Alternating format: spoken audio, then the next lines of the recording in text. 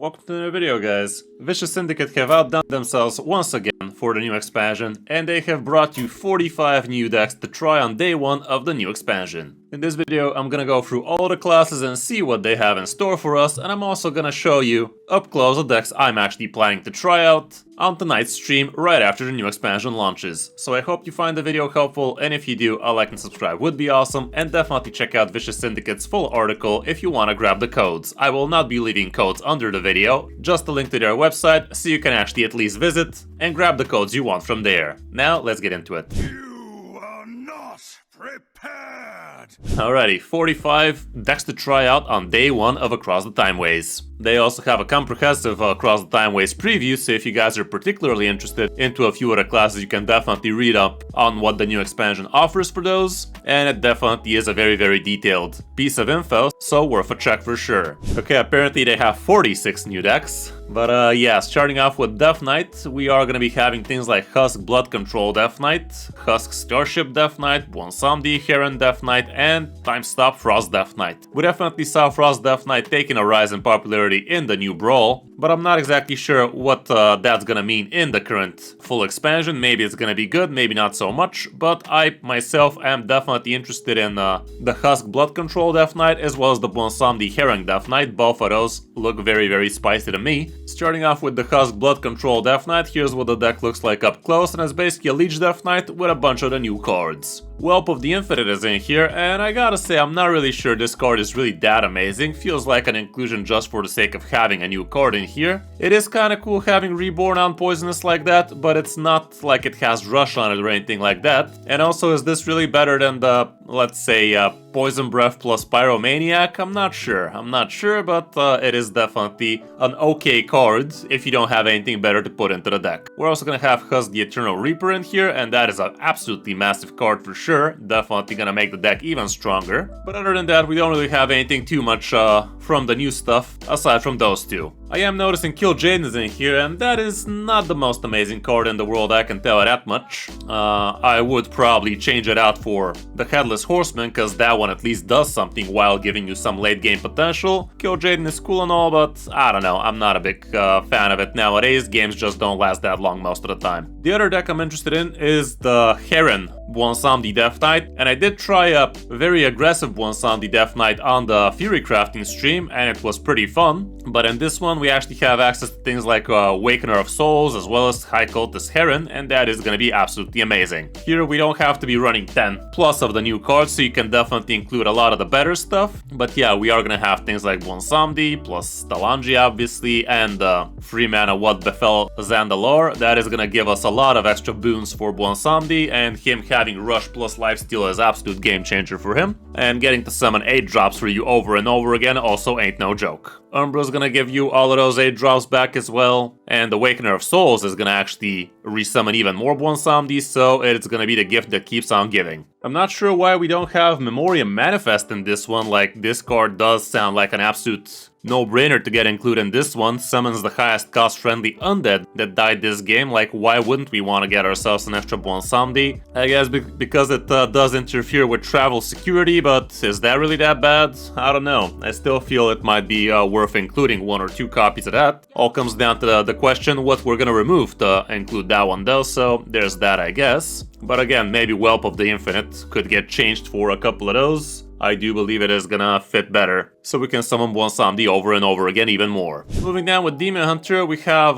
5 actually different decks you could be choosing from, and honestly I'm not very excited about Demon Hunter. No Minion Demon Hunter did feel okay on the Brawl, but it wasn't because of Broxigar, guys. I think Broxigar is an absolute bait from what I saw so far, and if not much changes in the new iterations of the deck, I just believe it's gonna be way too much work for not that big a payoff. The No Minion package felt decent, but that felt decent on a very limited meta. with the Brawl. As for in the Fury Crafting stream, I didn't really see too much of it either, so yeah, I'm not very positive about how Demon Hunter is gonna feel like in the new expansion, but you definitely have several different options you could be giving a check. Something like Serpent Peddler Demon Hunter or Serpent Aggro Demon Hunter might feel okay, but other than that, I'm not really optimistic for new archetypes for the class. As for Druid, we can see things like Zinajari Spell Damage Druid, and that is indeed gonna be pretty strong with the help of a new Fabled Legendary card. Getting an extra copy of Alonius easily like that would be pretty amazing. I myself am excited about La Crona Druid, because the Dredge package definitely feels very good and it allows it to cheat out way too much mana. We can also see Timeways Imbued Druid, which sounds interesting, and Timeways Aviana Druid. As for the La Crona Druid, here's what it looks like. It is a very aggressive list. I did try something not so similar, but with the same idea. Basically get to cheat out a lot of your bottom stuff. And here's what the deck looks like. It has all of the classic features of a Druid with Innervates, with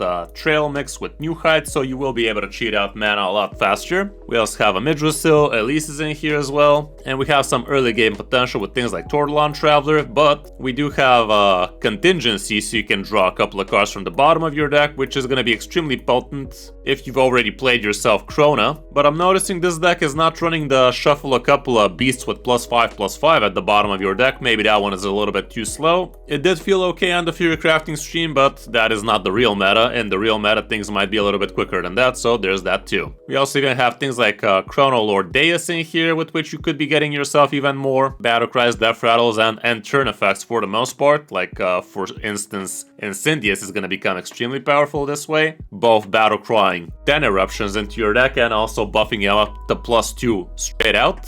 We also have Highborn Mentor in here, which I'm not a huge fan of, if I gotta be completely honest. I don't think this card is gonna be that amazing. Yes, you could high roll some broken stuff from the past, but in the end of the day, you are gonna be spending 10 mana to get yourself that crap, and is that really gonna be that great in today's day and age? I'm kinda skeptical, but we shall have to wait and see. We have big payoffs like Ferak, like Low, Essera, Forest Lord Scenarios, and even things like Carrier. So if you get to discount those with the help of Crona, that'd be pretty amazing. For the Hunter class, we have things like Neri Face Hunter as a good option from the new expansion, Retriever Beast Hunter, which I'm actually tempted to try, Retriever Quest Hunter, which looks kind of wonky. I was thinking of giving it a shot today, but the version they have proposed doesn't look that hot if you ask me. I would probably change a few cards. And we also have Windrunner Discover Hunter, which also looks okay, but I will be giving a shot at Retriever Beast Hunter today live on stream. Here's what the deck looks like up close, and it's basically a Beast Hunter with a little bit more face action, and it should be able to draw a little bit quicker. I'm not sure how big Retriever is going to be in this deck. With Beast Hunter, you don't find yourself with that small a hand a lot of the time, so I'm really not sure if this is going to be making the deck much better. The Devious Coyote should feel okay,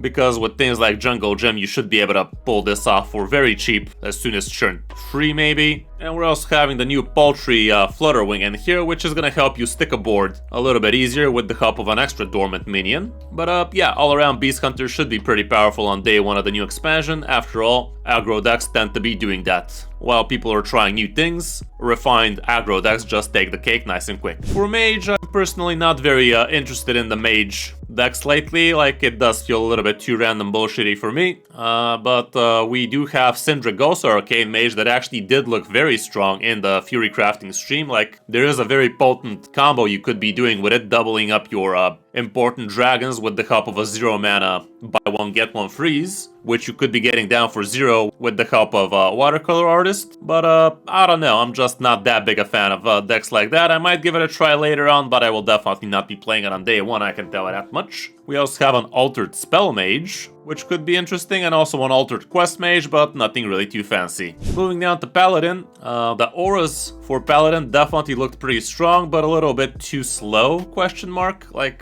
they felt a little bit too fair as a deck, like they don't exactly have a very big win condition aside from just doing their auras over and over again, which, don't get me wrong, it can definitely overwhelm a lot of opponents, especially aggro. If you let the Pally reach their aura turns, you're probably done for as an aggro player, but after the auras are done, if you manage to withstand those, they really don't have too much of a punch. So I'm not really sure if it's gonna be that amazing. But on the Fury Crafting, at least, it definitely felt fun, and you could check out my Fury Crafting video about him if you want to see somewhat of the deck in action. But moving down, we also have something like Tank Engineer Terran Pally? What is that even? Some action with Egg of Kelos, which definitely sounds interesting, but I'm not really sold on the whole concept just yet. Finley Quest Pally should feel amazing. With the help of the new the Fins of Time, giving you your hand back should be pretty powerful. I'm just not sure if you're actually going to be able to play the quest again. Some people in the comments told me you cannot stack the quest, but if you can stack the auras, can't you really stack the quests? I don't know, I guess we're gonna very soon find out, or some people maybe already found out. Do let me know in the comments if you guys have seen people not being able to play the quest a second time, but if you can actually do that, that would be pretty powerful for Quest Pally. Indeed, being able to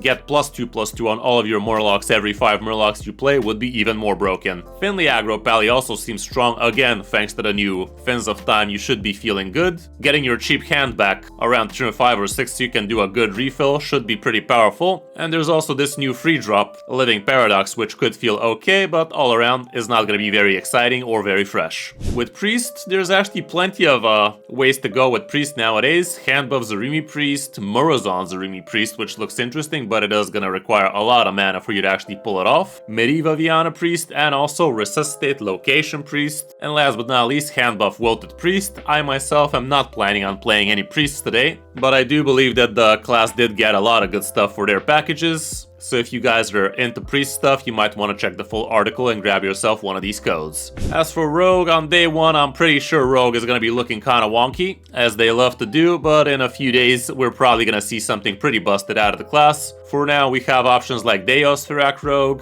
Deos Protoss Rogue, Dalnos Incendious Rogue, Garona Incendious Rogue, and Troubled Jafar Rogue. None of those really sound too amazing for my style of play, so I won't be touching them today. But again, if you're into that, might want to grab yourself a code from here. With Shaman, I do believe this should be one of the big winners out of the new expansion. Nature Shaman looked absolutely broken on the Fury Crafting stream, and it's probably not going to be much different on day 1 of the new expansion. It's just that the new Fabled card for the class is just way too good. We also have Muradin Pirate Shaman, which also looks interesting. We couldn't really try it on the Fury Crafting because it's very hard to fit 10 new cards into this archetype, but in Standard it might actually be very good, and I was actually tempted about trying something like this on Fury Crafting, but I tried building it and there was simply no way to include 10 new cards and feel good about the pirate package. Whereas in Standard this might actually work. Muradin Terran Shaman also is an option you could be picking, as well as Muradin Nebula Shaman, but I will be trying Shock Nature Shaman today. I did upload a video about it from the Fury Crafting yesterday, so you might want to give it a check and see how busted it was. And this is a very close iteration to it. A few changes I'm seeing in here would be things like Hex, things like Acolyte of Pain, with which you could be drawing even more cards. But other than that, it does look pretty close to what we tried on Fury Crafting Day. And the big payoff here would be obviously the High King's Hammer you get from the Muradin High King, which is the Fabled card for the class. With this thing, you basically have a very solid late game plan, with which you could literally be OTKing people, but also you're not going to be dilly-dallying in the first few turns either, because you have a lot of extra tempo potential with the new nature package with things like Flux Revenant, as well as the Stormrook, so you will be actually tempoing while you're actually waiting for your good High King's Hammer plays later, and in some cases it's not even going to come down to that. For Warlock, I'm not really sure Aggro Shed Warlock is going to be that amazing in the actual meta. There's 2 variants of the Shred Warlock apparently. It just feels like the class damages itself a little bit too much nowadays, with not that much good healing. I might be wrong on that one, but for now I'm not gonna be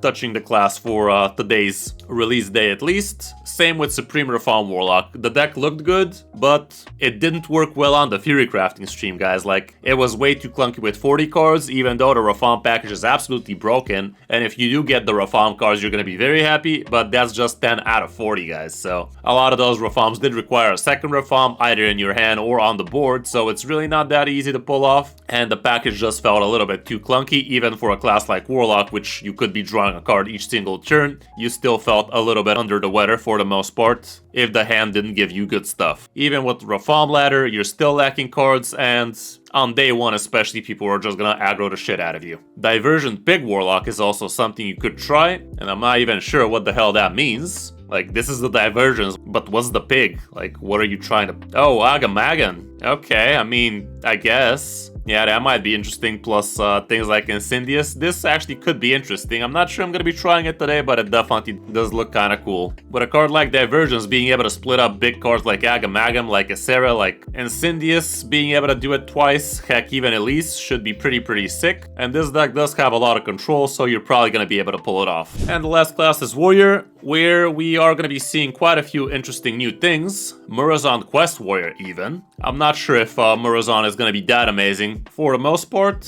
we did saw Priest is gonna give a whack at it.